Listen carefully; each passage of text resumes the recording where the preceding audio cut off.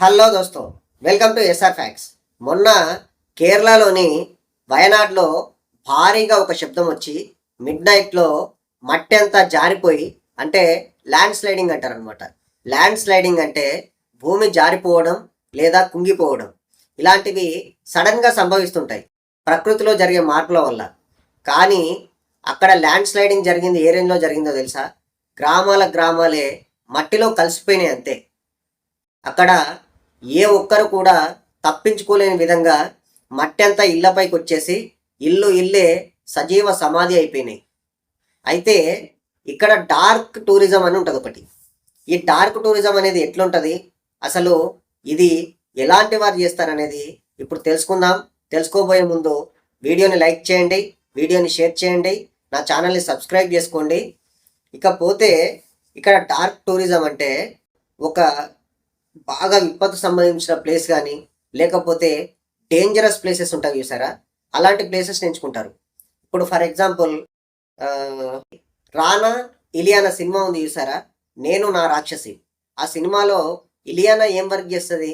ఎవరైతే సూసైడ్ చేసుకొని చనిపోతుంటారో వాళ్ళ ఫొటోస్ తీసి ఆ ఫొటోస్ని, ఆ వీడియోని మొత్తం నెట్లో పెడుతుంటుంది అనమాట. అలాంటి వాళ్ళే ఈ డార్క్ టూరిస్టులు అంటే. వీళ్ళు ఏం చేస్తారంటే డేంజరస్ ప్లేసెస్, లేకపోతే బాగా ప్రకృతి విపత్తు సంబంధించిన ప్లేస్లు ఉంటాయి కదా, ఆ ప్లేస్లోకి వెళ్ళి వీడియోస్ తీసి నెట్లో అప్లోడ్ చేస్తుంటారు అనమాట. ఇప్పుడు కేరళలో ఆ ల్యాండ్ స్లైడ్ జరిగింది కదా, దానిపైన పడ్డారు వీళ్ళు. అక్కడ ఏం జరిగింది, ఎలా జరిగింది, ఆ ల్యాండ్ స్లైడ్లో ఎంతమంది ఆ ఇసుకలో కూరుకొని తలలే మిగిలినాయి, మొండాలు వేరైపోయినాయి, అక్కడ ఉన్న వాళ్ళని ఇంటర్వ్యూ చేయాలి, అవి నెట్లో పోస్ట్ చేయాలి.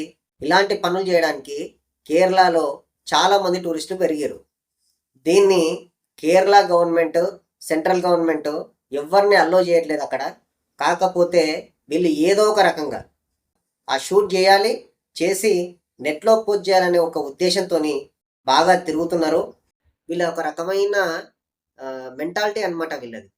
వాళ్ళు ఏం చేస్తారు, ఇప్పుడు కేరళలో ఒక విపత్తు జరిగింది కదా, ఆ విపత్తుని కెమెరాలు పెట్టి చూపించడానికి మాత్రమే వాళ్ళు వెళ్ళేది. అక్కడికి వెళ్ళి అక్కడ ఉన్న వాళ్ళకి ఏమైనా సాయం చేద్దామని కాదు వాళ్ళు వెళ్ళేది.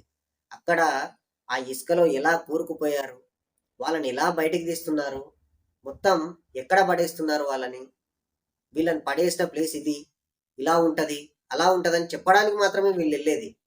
సో ఇలాంటి డార్క్ టూరిస్టుల మీద మీ కామెంట్స్ని ఖచ్చితంగా రాయండి. వీడియోని లైక్ చేయండి, వీడియోని షేర్ చేయండి, నా ఛానల్ని సబ్స్క్రైబ్ చేసుకోండి. జై హింద్, జై భారత్.